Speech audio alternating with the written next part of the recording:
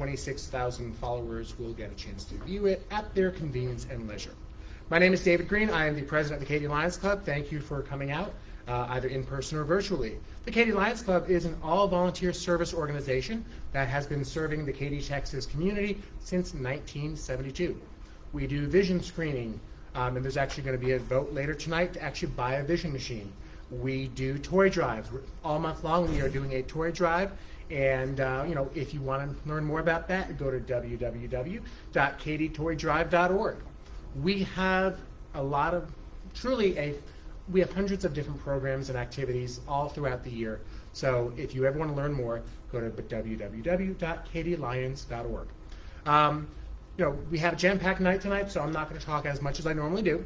I'm just going to quickly introduce the board of directors, and the rest of the team is available on our website. If you go at the top of the website, click on team leaders, and you can see all the smiling faces for our 11 or 12 team leaders. Once again, my name is David Green. I am the president. My first vice president, who is also my membership chair, that is Lydia Osuna in the back.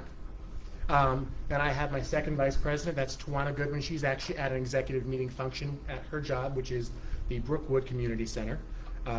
We do service even on our day jobs. She's also our education chair, which means she works with our LEOs. The LEOs are our 12 to 17-year-olds.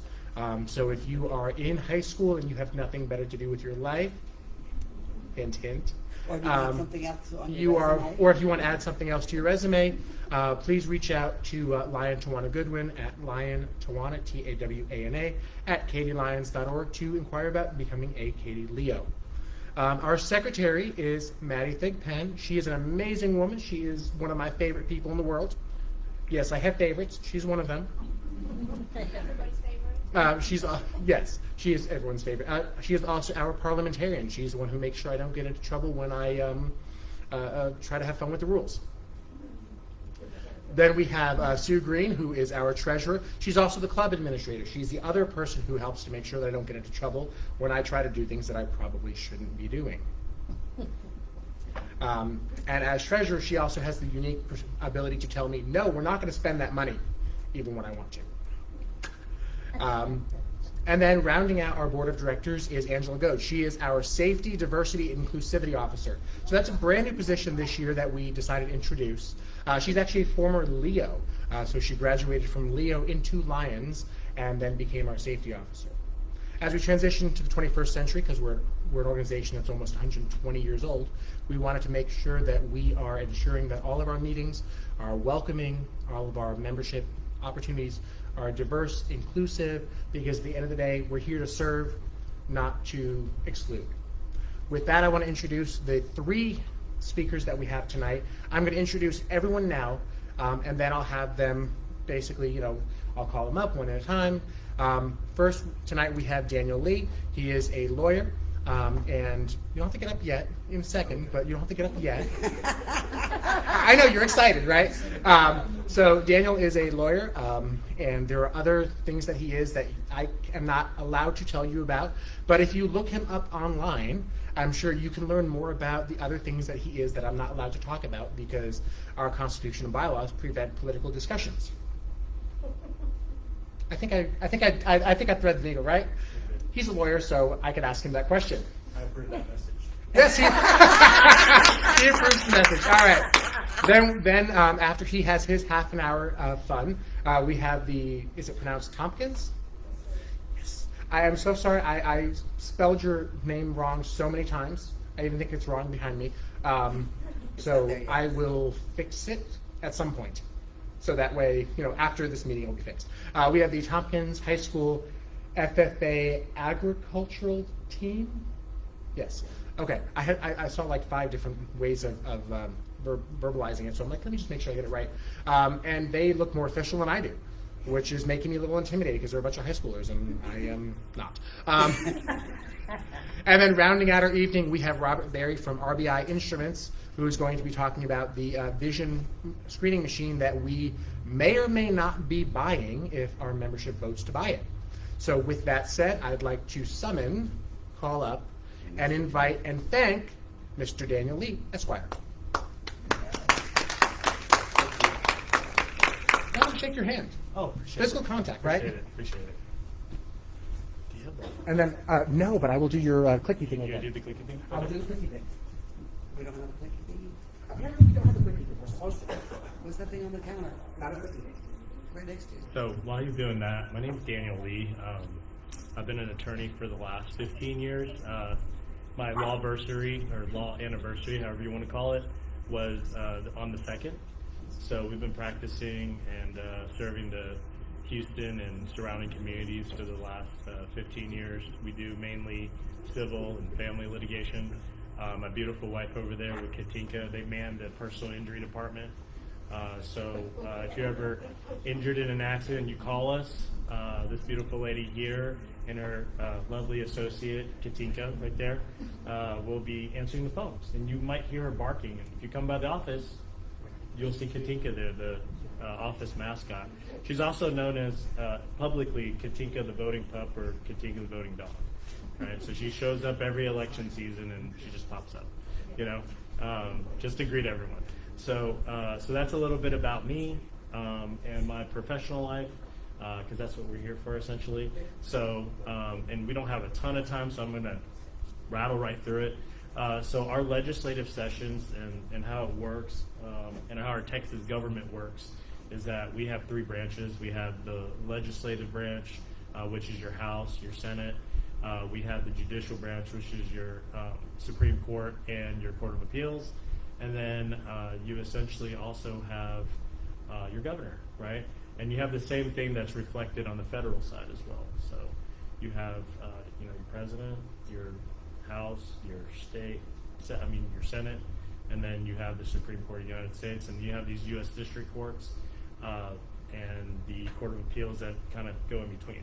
Now, on the state side, if you go to any of the downtown, like if we're in Harris County, y'all there in Harris County, you go downtown. Y'all there in Fort Bend, you'd go to Richmond, and you'll see that we have district courts there, right? And so those district courts, which I practice in, they are called upon to follow the rules and laws that are created by the legislature and then pass through the committees. And after they pass through the committees, it goes to the other side. So if it originates in the state house, then it goes into the Senate. And once it passes there, it goes through, the governor, and as long as he doesn't veto it, it becomes law, right? So last session, and we have a session every 2 years. The next session is 2023. That last session, I believe they passed about 99 laws. We're going to cover several of them today. And I'm going to talk about the legislative impact of those laws. Okay, so the first one, the first slide we have the common theme of this particular session. In every session, there's kind of a theme, and I'll just use a broad term. I'll say it's about jail time, right? There was a lot of things that jail was attached if you did X, Y, or Z, right? There was a bill called SB 8, started from the Senate. It's basically the abortion ban, Roe v. Wade, everything that you've heard on the internet, and essentially, right, if you went and made a choice to, have an abortion, right, you could possibly go to jail. The doctors could possibly go to jail. And I say possibly because it's up to the enforcement of the officers, right? But what it did was it left a big gaping hole for those that were either raped or, through incest, forced to have children, and now they are subject to the criminal liability, and essentially the doctors would be criminally liable, and there would be a potential $10,000 fine, right? As to whether or not that's being prosecuted, I don't know, right? Because I'm not law enforcement, but like I said, these are just a couple of the items that I'm covering just because it's important to those that do run into these particular issues. And once again, and I know it was on the slide earlier, this is not legal advice. I'm providing an informational session, and essentially, if you do need legal advice, go get an attorney or come and get us for a consultation. We'll go over every step of the way, what you can and can't do, right? Gun possession, okay? So they took away the CHL value. Now, if you have a CHL, which is a concealed handgun license, it's still good, right? But because of open carry and how they presented the laws, it basically has almost zero value, right? And so if y'all don't know what a concealed handgun license is, before this law was passed, I myself have one on me right now. If you wanted to carry a gun underneath your clothes, you would have to, get a license for it, right? So that was a big one, and open carry. Now you can just openly carry, outside your clothes, right? Certain types of firearms. Now, teachers. So House Bill 3979. Our current teachers are restricted from touching certain current events. They cannot teach about certain or talk about certain current events without getting in trouble, right? And so they legislate that instead of allowing, I guess, the schools to, make choices on that or allow the teachers to make choice. They said, you know what, we're going to kind of control what is talked about in our schools because we don't want to have them have these discussions about current events right now. Protesting, right? So House Bill 9 deals with being jailed for protesting. So the main thing that I recall just right off the top of my head is if you're protesting and you're blocking a emergency vehicle, you could be jailed for that. If you're using a laser pointer while you're protesting, you could be protesting anything. You could be, I don't know, outside protesting somebody playing bingo, and using a laser pointer, you would go to jail for that. And don't use, it's fun on the cats, but definitely don't be pointing it at officers' eyes or anyone's eyes because it could blind them, right? And so that was kind of the main thinking on that. Marijuana. So it used to be that marijuana was legal before this last session. Marijuana was legal if you had a prescription for pain. Now they took that away. So if you're hurt, you can't use that anymore. CBD's okay. THC's not. THC, obviously, when I say marijuana, I mean THC. So the marijuana plant, different strains and things like that. I'm not an expert in this area, but I do know the acronyms. And essentially now they've opened up, if you have cancer or PTSD, people in the military coming back home and they have PTSD, they can get access to that. That's legal. Okay, so when people say marijuana is legal just medically for those two items, right? Camping. For those of y'all like camping, do y'all like camping? Everybody likes camping. No camping though. No camping in public places. Okay, so House Bill 1925 can't camp in public places. That wasn't meant for you guys or you guys in here, but it's meant to kind of control the homeless population, essentially, right? So the poor homeless people cannot camp in public areas. You can camp privately in your own home, though, right? So I kind of explained this earlier. This was an hour presentation condensed in 30 minutes. So basically, when we have new laws, we got new rules. That's why we're here talking about it, so that you guys know, how to apply these rules and live life without running into a situation where you're breaking laws that you didn't realize were out there. So every 2 years, there's an election, right? And so 2 years ago, 2020, there was a presidential election where Biden was voted in as president. So this year, we're having a governor's race, right? So early voting's already started.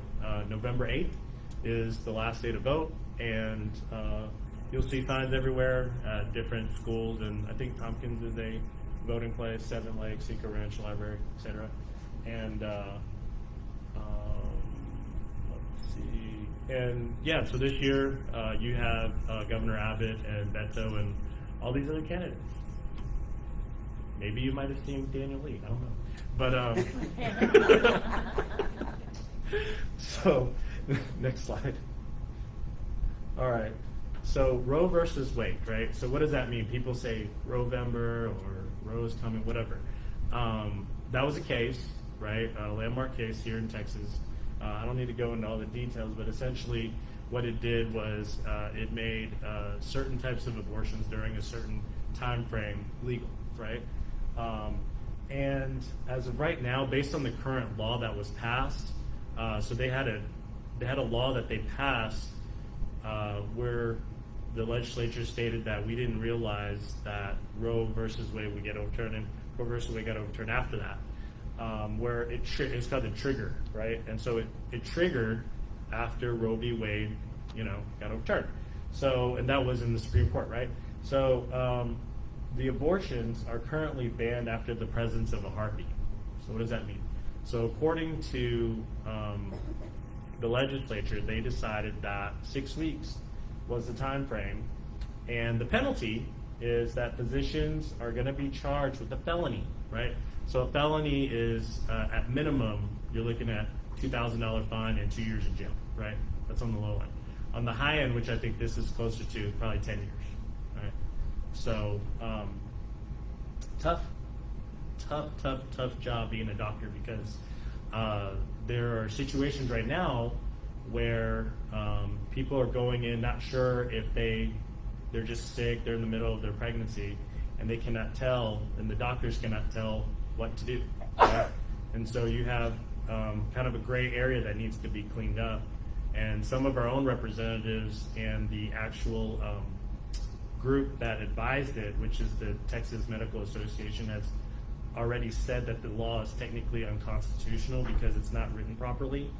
And I'm just talking from a legal aspect.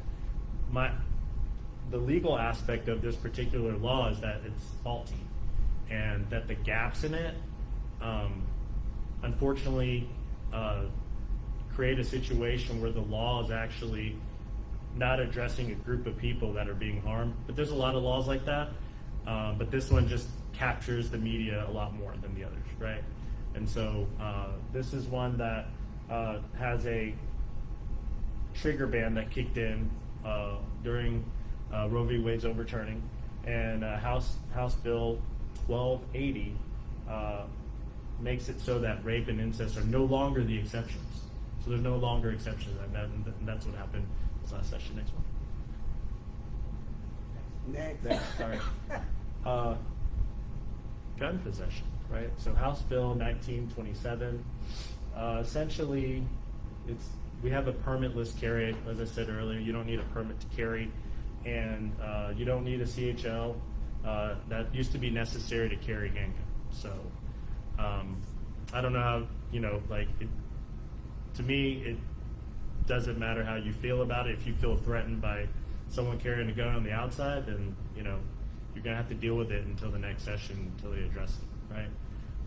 And I don't think that this particular bill addresses access to guns there's a loophole at gun shows, and the loophole was not closed, right? And so you can essentially go to a gun show and just pick up something without them checking your background. And I myself haven't done it, but I've seen it myself. I think the easiest solution is probably having everyone swipe their driver's license on the way in, and that way we kind of have a record of who kind of came in and out of there to check if they're supposed to be, if they're stable or not, or if they have a criminal record, right? So probably the easiest solution that I think needs to be addressed next session. Next. Teachers, right? So the reason why I put CRT in there is that that's kind of why this was passed. Limits, like I said before, teachers are limited in their discussions, and what the discussion that people are worried about is that some kids in the near future, obviously these kids are older, and so y'all have kind of gone through that, but some kids just won't learn key lessons about social injustice. And number two, more importantly, kids used to be able to get credit for working on campaigns, working on, let's say you work for the NAACP or any sort of social justice groups, used to get credit for that. Now they eliminated that. There was really no reason why they did that, but it got eliminated. So I guess it kind of shut the door on the future if, you know, children wanted to get into civic engagement and just, you know, wanted to fight for justice at an earlier age and get into that. That's essentially not as encouraged because you don't have access to school credit now. All right, next. Protesting. So who here has ever protested anything? Hands? Yeah? I mean, I think that if you've ever stood in line on Black Friday, you're technically protesting your own time. You know? You're just up there wasting your time protesting the deal. Anyways, terrible joke. It wasn't set up properly. So protesters cannot block emergency vehicles or hospitals during protests, right? So at least the jail time. That makes sense. I mean, I totally think that that's necessary. I mean, but putting someone in jail, I don't know about that, but maybe confiscating their car for a little bit, maybe be fine. You know, I think that's sufficient because sometimes your car could be blocking someone else's vehicle and it wasn't your fault because of other people, like the protesters walking through, and you just got stuck, you know? And so I haven't heard anyone getting jail time for this yet because there hasn't been any big protests where that's happened, but I could see it being a problem eventually. Laser pointers, we already talked about that. Fireworks, okay. Fireworks, no fireworks if there's a protest. If there's like a bunch of people out and they're arguing about something, might be a protest, don't light fireworks. That sounds like common sense, but people do it, right? Why? Because it sounds like a gun, and then you get people trampled, right? And so, no fireworks, not even those little snappers. Poppers. Yeah, that's still a firework. So, next. Legalizing medical marijuana. I think we covered this already. So right now, no recreational, obviously. Next. No camping. It's a Class C misdemeanor, so not that bad. No jail time, but you know it does carry a several $100 fine, and you have to go to court, so that stinks. And you know it targets homeless people, so that stinks also. Next. So I just put a little quote there. You know, at the end of the day, the way to get started is to, you know, we got to quit talking about it. We got to start, you know, doing it. If we don't agree with some of these laws, then, you know, we need to stop just chatting about it and standing up and doing something, you know. So just kind of think about that. Once again, I'm not promoting any sort of civic engagement, just talking legally. You know, like what we do is I initially started practicing law because I got tired of standing on the sideline watching injustice happen around me, to my family, to my friends. And I was like, you know what, I'm gonna go be an attorney and, you know, fight the good fight for the rest of us, you know. And so let that simmer and just think about that as you guys live your daily life. Next. So here's a timeline of I think I just did that just to make it easy for everyone to read. All right, next. So here's the law changes that didn't happen and probably should have happened. And I believe from the conversations that I've had with other people and just my own research, I believe that these will be addressed. Someone will bring them up and they'll be voted on. Raising the limit for gun possession to 21 and potential red flag laws to protect domestic violence victims.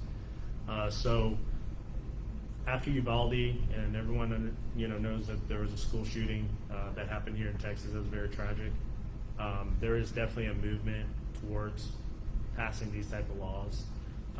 Whether or not we get them passed, I guess it's determined by potentially who's sitting there after November 8th. So those are things that probably should be touched on, in my opinion, and I know it will be heavily argued for in the next legislative session.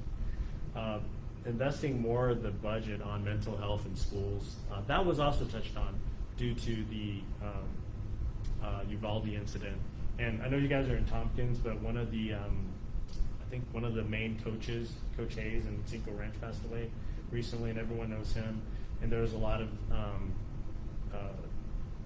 young women that were influenced by him positively, and they're having essentially mental health like issues, and they need those to be addressed. And so I believe we don't have enough resources here in our schools to address those issues.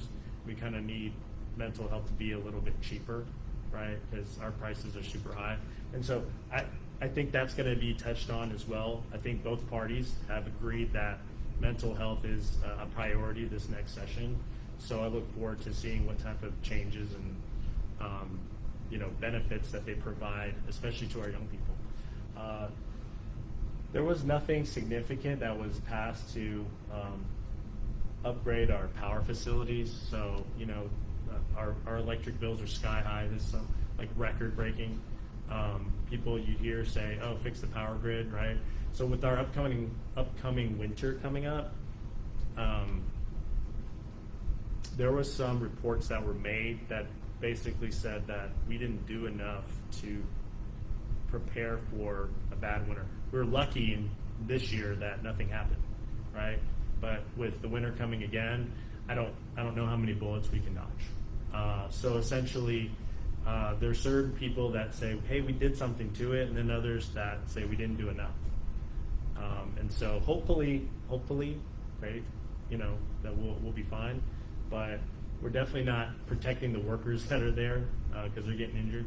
The workers definitely need to be more protected, and those infrastructures need to be upgraded, right? I mean, just kind of picture someone climbing up a rusty building and trying to fix something, right? I mean, that sounds very rudimentary, but ideally that's kind of what you need to picture when you're thinking about the system that we have in place, and it needs to be improved. The teachers' pay never went up.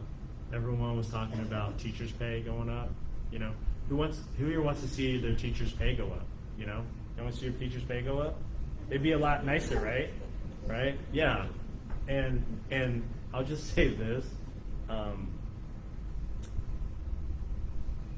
The state representative that's in your district actually promised that, and he never passed it. And so we need to hope that the teachers' pay go up, because I think that helps everyone, across the board. Retired teachers, they put their service in, and some of them have to come back because we have a teacher shortage, right?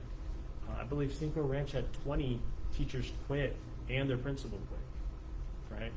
And so we have to drag our retired teachers back, but interestingly enough, they kind of have to come back because they don't have their cost of living adjustment, and they need that to survive because their cost of living hasn't been increased for a very long time. But they were offered a 13 check for one time, but not next year, right? So that was kind of nice.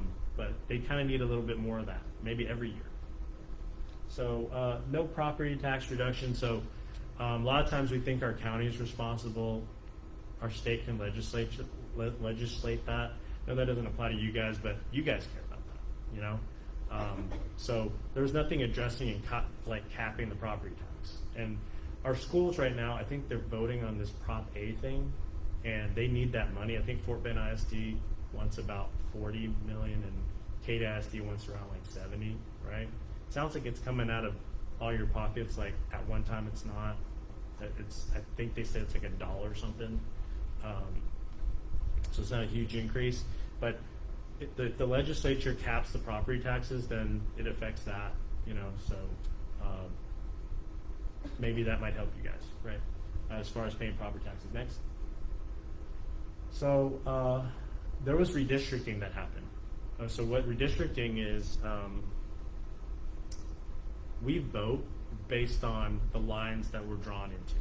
So whether it's county, state legislature, Senate, even your own state, you guys know what Texas looks like. There's a line around it, right? Fort Bend, Harris County, same thing.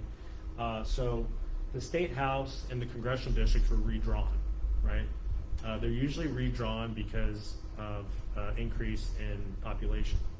So right now, all the voters are super confused because they don't know what the lines are. No, there's really not a whole lot of education. Even the state websites that we have don't have the new maps on certain sites, on certain pages, right? And so a lot of us are confused, and we're still halfway into early voting, and people still don't know what district they're in, right? Just not enough education, and so the officials have essentially moved. Like in my district, I used to be Gary Gates, and now I'm somebody else, right? Or who knows? But not Gary Gates, right? And so in this district, I believe might be John Rosenthal, but it used to be Schofield, right? And so, there's drawings that look kind of very childlike and make no sense, but essentially we're taught and sold the fact that they're there. And eventually you'll find out that, everybody's doing it for a different purpose. Once again, law presentation, I'm not covering politics. Next. So in summary, pay attention to these new laws and any new laws that pass. Sessions are usually over around the end of June. They happen on the odd years, and you never know when you're violating them. So as much as Halloween was scary, the movies were scary, this is a lot scarier when you're breaking laws that you didn't know you were breaking. And you literally have a very short amount of time to learn the impact, right? And once again, the theme this year, and why I wanted to cover it this year more than previous years, is the fact that there's a lot of jail involved. So, before it's like, hey, you mess around, you screw up, you didn't know, no biggie, you get a little fine, like the camping one, right? But now, you can end up going to jail. So, once again, my name is Daniel Lee. I am an attorney. I'm also running to be a state representative, but You can't there's talk more. about that. I can't talk about that, but I can just let you know that I'm running. Yeah. So, anyways, nice to meet y'all, and thank you so much for your time.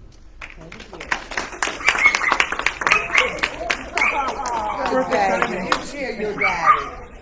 Oh, that was perfect timing from the assistant. So I want to thank you, Daniel, for doing that. Normally it would be an hour-long presentation, so there would be time for Q&A. But we have, like I said, we have such a jam-packed night tonight, and apparently it's the World Series, so we have no time for Q&A. With that said, I'm going to instead turn it over to the Thompkins High School FFA Agriculture team. So come on up. Yes.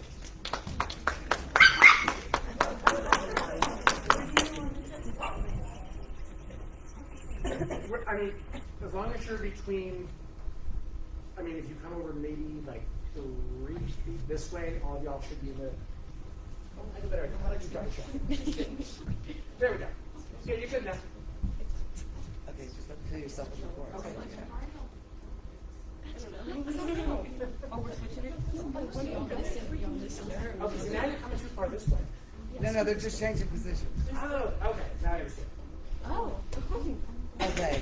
Okay, Now you gotta go that way just a little bit. This way? Brooke, you're in. Now you're good. You're all in the screen. Oh no, you gotta move over just a little bit. I know you're gonna get blinded, but that's the only way you can record it. Okay, well, we're like a team. Okay.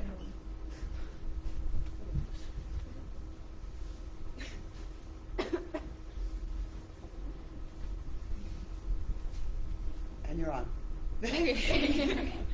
Did you know that scientists have successfully been able to grow a steak in a lab? That fake steak is going to dramatically impact my life and the lives of fellow farmers and ranchers alike. Did you know that a single cow will belch 220 pounds of methane every year? Traditional methods of growing and harvesting livestock are ruining our environment. The levels of CO2 accumulated in our environment from warming cell cultures has more negative effects on the environment than cattle in a pasture. We need feature meat to hit the shelves everywhere. What we need is the hard work of dedicated people to provide for their ever-growing population. Wait a second. Obviously, there are some concerns over how to feed America, and I am not denying that. Having food on our plates to nourish our bodies is a vital component to our survival. The real issue we need to discuss is how to answer one question. Is vitro meat steak of the art? Should cellular agriculture be adopted into the dinner menus of families across the world, the country, or our own state of Texas? There are over 13 million cattle in the state of Texas alone. Slaughter of this many animals for meat is astronomical, not to mention the 1.7 million pigs, the 750,000 goats, or the 625 million chickens. Livestock play a key role in our environment and the soil fertility of our fields. As seen in these facts, the environment, society, politics, and the economy can all be severely impacted by shifts in the production methods of the agricultural industry. Many of these shifts are the results of trends seen in the consumption of food products. Good morning, and welcome to the 2022 Falcon Farmhand Summit. Thank you for being with us today as we discuss the future of your protein source. My name is Cameron Hearn from the Thompkins FFA chapter located in Katy, Texas. Before we get into the pros and cons of this issue, allow us to first welcome our ag scientist, Dr. Brooke Young, to the floor to explain to you the process of vitro meat so you have a better understanding as we continue this discussion. Dr. Young is an ag biologist with a specialization in tissue culturing. Vitro meat, sometimes referred to as cultured synthetic or cell cultured meat, involves injecting a muscle from an animal into a cell culture and allowing cells to grow outside of an animal's body. Some food companies believe that they are on the horizon of using tissue engineering to better engineer our dinner plates. Stem cells are harvested from an unharmed living animal and raised in a growth medium, allowing cells to undergo multiple divisions in a process called proliferation. These kinds of cells are precursors to specific kinds of tissues that are capable of mass cellular growth. Once there is a substantial number of proliferated cells, they are induced to differentiate or turn into myofibrils and myotubes, the dominant constitutes of meat. Essentially, it is real meat made in the lab. It is not a Beyond Burger or plant substitute-based meat. Ms. Kelly is a health-conscious consumer living in Katy, Texas, focusing on feeding her family a fully vegan diet. She believes that killing animals for our consumption is unnecessary and inhumane. On the contrary, you will hear from Ms. Samantha Crumrin. She is a fourth-generation cattle farmer raising an Angus beef cattle in Sealy, Texas. Her family has been raising cattle on their 400-acre ranch for decades. Her family depends on their beef cattle operation. Our final representative today will be Ms. Lindsay Marcer. Ms. Marcer is an environmentalist working at Perennial Environmental Services in Houston, Texas. Before we get into the pros and cons of this issue, allow me to remind you to keep in mind both sides of the issue and to present the facts allotted to your vocation accordingly. First and foremost, we have been using traditional ways of growing livestock for years because it works. 19.7 million jobs within the United States are related to agriculture and the food sector. So many Americans depend on the harvesting of livestock for more than just the meat. The supply of wool, fiber, and leather products will decline drastically. Secondly, the environment will undergo an intense shock. The accumulation of CO2 in the atmosphere is more harmful over longer periods of time than the atmospheric lifespan of methane gas. And lastly, consumers want choices. Buyers choose a different kind of meat depending on their desired outcome. Synthetic, lab-based meat will not give you the same number of options that are present in a live animal. Consumers want to know where their food comes from and wants a natural product.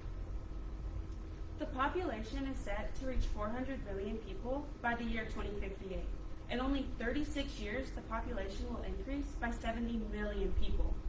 Currently, less than 2% of the population feeds America.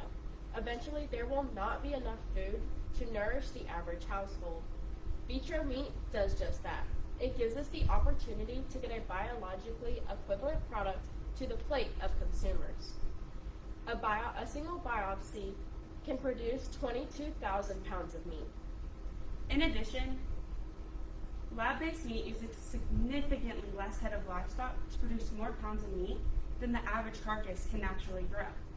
Once this is fully developed, the manufacturing process is extremely high yielding. Hypothetically, 150 cows could feed the world's population. Lastly, consumers purchase meat for the flavor, nutritional value, and price. Science and technology are adapting and changing so quickly that vitro meat will be cheaper than natural meat, making it more affordable for the average consumer to feed their families. Affordable? Nobody wants to pay $9 for a hamburger patty. By the time this product is scaled and hits the market, they won't have to. Excuse me. Consumers will get fresh beef on their plates in only 8 weeks' time versus the 2 to 3 years it takes your cattle to reach maturity. Price is a huge factor in the Houston area. Over 21% of the Houston population is below the poverty line. Since the price of cellular agriculture is decreasing, the demand for labs is increasing. This will ultimately take land away from ranchers and replace it with a lab to grow vitro meat. What is more important to you, the livelihood of farmland or mass-produced meat? Feeding their families lab-grown meat does not seem like the thing to do to make sure they stay safe. It seems to me like there are more factors to control in a lab setting that evolution has already controlled within the animal. Cellular agriculture and tissue culturing still requires the use of living livestock for biopsy. It also requires them to undergo a surgical procedure for stem cell removal. Yes, but more than 1 trillion cells can be grown, and these cells naturally merge to form myotubes, which are no longer than 0.3 millimeters. The myotubes are then placed into a ring, growing into a small piece of muscle tissue. These fibers are attached to a sponge-like scaffold that floods the fibers with nutrients and mechanically stretches them, allowing the cells to increase in size and protein content. Currently, once stem cells are removed, they are placed in a growing medium to proliferate. And right now, that growing medium is called FBS, or fetal bovine serum, the blood of dead calves. If vitro meat were to hit the shelves of grocery stores around the United States, there would be a large increase in the number of calves killed for their blood. This does not limit the number of agriculture needed, it just changes the age at which the animal is slaughtered. You can't market a product as slaughter-free, let alone vegan, when you used a slaughterhouse byproduct to make it. Fortunately, many major companies, such as Mosa Meat, have already duly opened themselves against the use of FBS.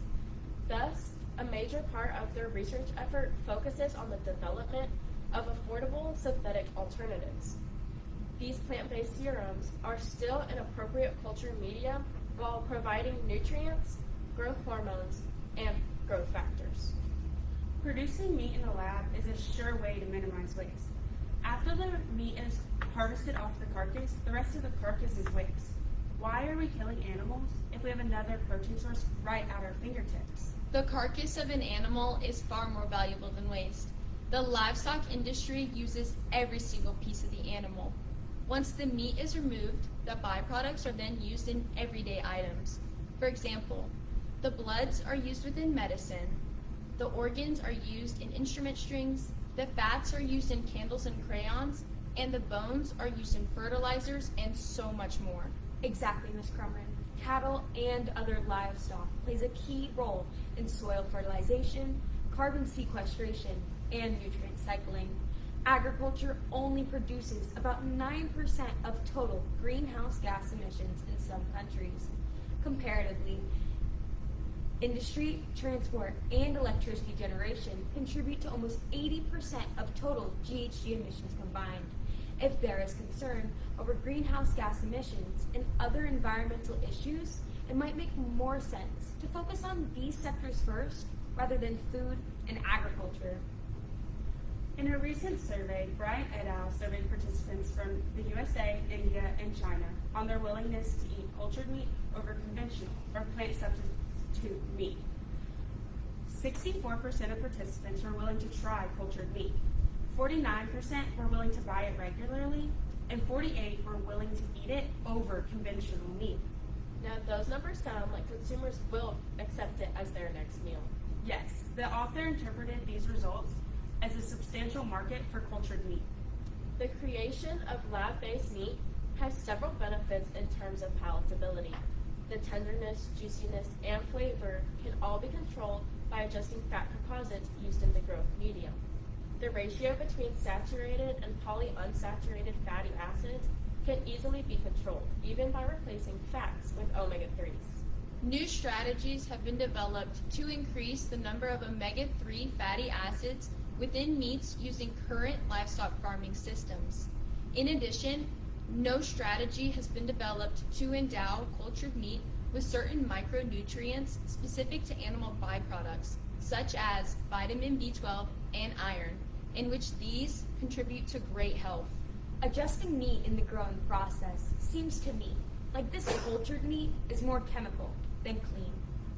Clean meat or cultured meat, traditional livestock methods, or a new scientific approach? That is the question of the day. These factors play a key role as a global issue all the way down to our local communities.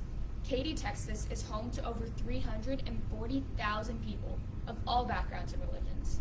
In some religions, such as Judaism, Hinduism, and Islamic practices, cows are considered sacred, and lab-based meat may not be permitted. Can lab-based meat be considered kosher, or does the current fetal bovine serum prohibit its consumption overall? As we conclude, let us take one last look at each of our side's major points. Those who support vitro meats do so for three main reasons. First, this protein source will be beneficial in the rising population and support consumer trends. Second, less head of livestock will end up at the slaughterhouse. Lastly, this product is real meat that will soon be more cost efficient than traditional meat products. Those opposing lab-based meats do so for three reasons. First, the livestock industry will plummet drastically from meat to fiber and leather products. Second, the accumulation of carbon dioxide in the atmosphere will be more detrimental over longer periods of time. And lastly, straying away from traditional meats may not be widely accepted and choices may be limited. Environmentally, socially, and economically, we have to weigh out the argument. Both sides have made very compelling statements. These must be carefully and thoroughly understood before vitro meats can be stake of the art. Would you say that a newfound protein source, minimized waste, and price are substantial enough benefits? Or do you believe that the livestock industry, environment, and tradition outweigh those assets? We thank you for your time. It is up to you to decide. Where is your next steak coming from?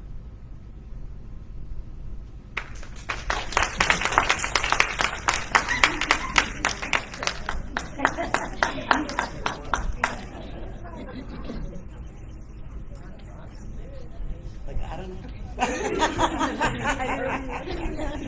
You gave us a lot to think about.